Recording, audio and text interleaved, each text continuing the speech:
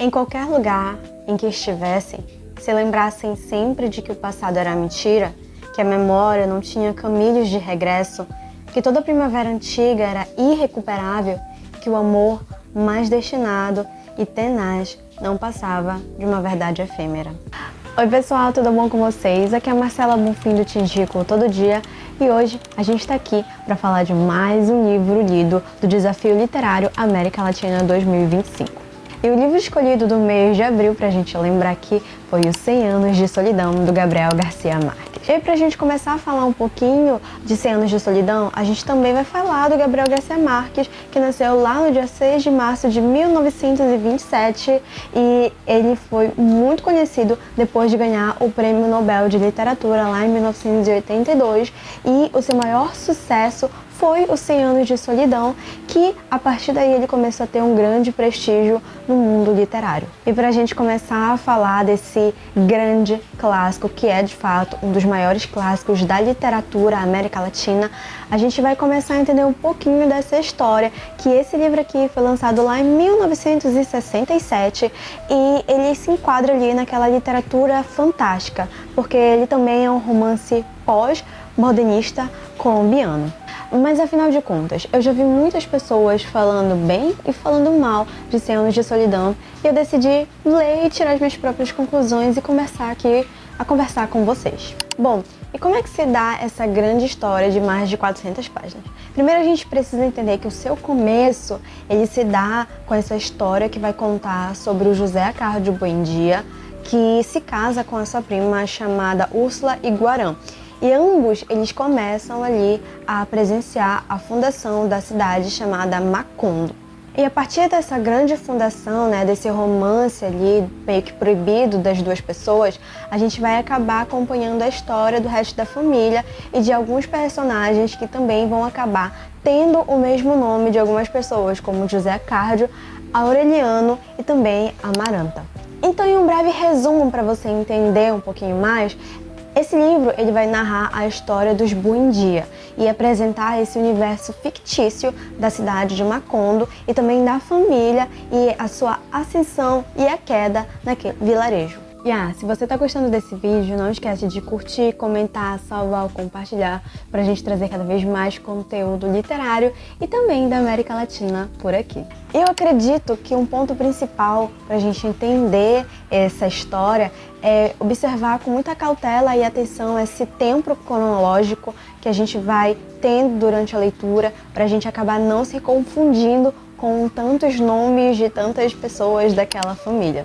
E quando eu comecei a ler essa história, eu admito para vocês que logo no início eu acabei me atrapalhando um pouco com os nomes, porque a gente acaba vendo essa repetição do nome José Arcadio Buendia e também de um grande personagem também, que é o Aureliano, e tudo ali ao redor da família que vai sendo construído, desde a fundação até essa possível queda da família, pode acabar confundindo a gente em muitos momentos, mas eu acredito que o leitor que lê com mais cautela, que lê com mais atenção, lê um pouco mais devagar essa história para apreciar, não vai ter tantas dificuldades para entender como é que se dá essa fundação dessa família e também das outras personagens. Porque, como já foi dito,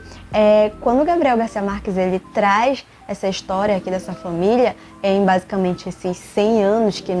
esse nome do livro ele faz jus muito bem ao que é nesses 100 anos de fundação da família, basicamente, a gente acaba percebendo que muitos nomes vão se repetir. Então a gente tem mais de, 7 pessoas com o nome de José Arcadio Buendia. Então as pessoas podem ficar, meu Deus, eu já estou confusa, não estou entendendo. Mas a gente ali no longo da história vai começando a perceber sobre o que se trata e quem é quem. E aí é interessante a gente também acabar observando essa narrativa cronológica,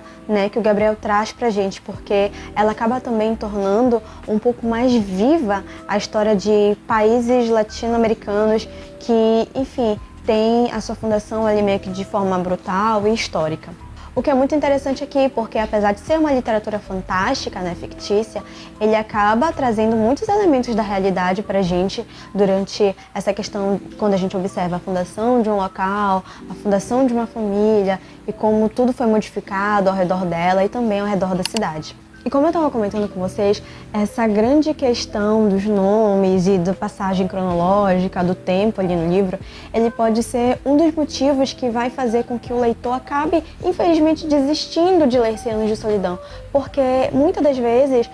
essas partes, essas passagens entre algo muito importante que vai acontecer, pode se tornar até um pouco maçante para o leitor. Então, eu admito para vocês que em vários momentos, várias dessas passagens eu pensei em desistir da leitura, mas eu fico muito feliz de ter conseguido avançar, porque vale muito, muito a pena mesmo a gente ler essa grande obra da literatura que é 100 Anos de Solidão. E é justamente isso que faz esse livro ser tão grandioso, porque ele é atemporal. Então a gente vê a família sendo construída ali, a cidade também, o surgimento, a gente tem uma grande ascensão, a gente tem vários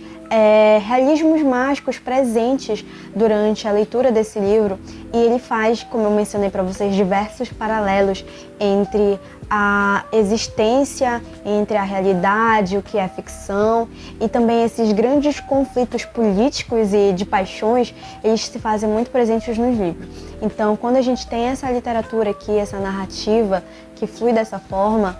com tanta coisa, a gente pode acabar observando pontos muito específicos que o autor quis trazer pra gente e observar que é uma história realmente muito brutal, que é uma história muito intensa e que, no final das contas, vai valer a pena ser lida e que ela é muito, muito boa. Enfim, ler 100 Anos de Solidão foi uma experiência muito interessante. Eu quero muito assistir também a série que foi adaptada recentemente pela Netflix, que é lançada em 2 partes, e observar visualmente, né, ver aqueles personagens ali que a gente leu ganhando vida, basicamente,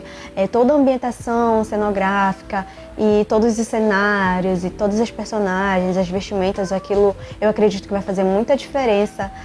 e vai trazer muito mais emoção pra gente quando a gente estiver vendo, né? E também, claro, a gente tem isso quando a gente tá lendo, mas ver é uma coisa bem diferente. Então eu tô muito ansiosa para começar a assistir e eu espero, né, que se vocês já assistiram, leiam o livro também, porque vale muito a pena. Enfim, a minha indicação para vocês é ler 100 Anos de Solidão, porque é um livro muito intenso, é brutal, ele traz várias reflexões pra gente. O Gabriel Garcia é, sem dúvidas, um dos maiores escritores latino-americanos que nós temos, que precisa ser lido, que precisa ser muito mais reconhecido com os seus diversos livros e suas diversas histórias. E definitivamente é um livro que merece todo o apreço do mundo possível e que merece que muitos leitores o leiam sem que desistam da leitura, né? Sem que parem na metade do livro, mas que eles continuem ali lendo cada vez mais e se interessando por essa grande história.